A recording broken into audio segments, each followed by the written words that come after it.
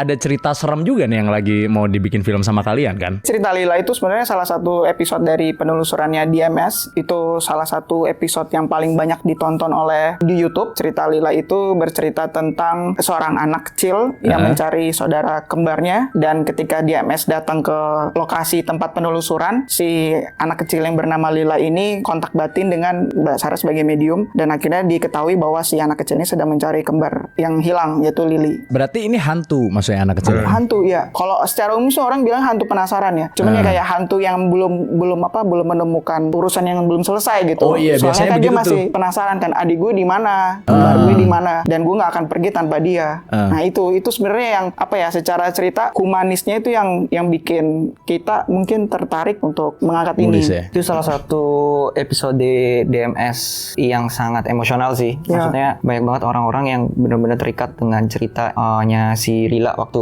dia ngerasuk ke dalam tubuhnya Mbak Sarah ya. Dimana dia tuh cerita kalau misalnya dia kangen banget sama adiknya yang bernama Lily. Lilynya tuh sekarang di mana dan segala macam. Terus ada dinamika ketika dia masih hidup, dia memiliki masalah kompleks lah dengan orang tuanya yang bernama Rahma, single mother kayak gitu. Oh, sama ibunya sama berarti. ibunya Rahma, dan Rahma pun dalam momen itu dia juga sekarang menjadi arwah yang juga masih memiliki unfinished business lah, nggak bisa nyebrang ke sana kayak gitu. Oh Nah. iya. Mbak Sarah ini emang nyari Lila ke situ atau emang dia lagi penelusuran kebetulan nemu Lila? Waktu itu dia sedang penelusuran ke Bogor. Iya. Salah Dan satu bangunan. iya, dan seingat gua sebelum ada Lila, nanti teman-teman bisa nonton, itu ada juga yang beberapa Arwah lain ya yang ditemukan oleh Mbak Sarah dan Mas Wisnu di sana. Jadi pertemuan nggak sengaja gitu. Sebelumnya belum tahu Lila sama Lily ini Belum tahu, baru tahu di sama lokasi sekali. itu. Oke.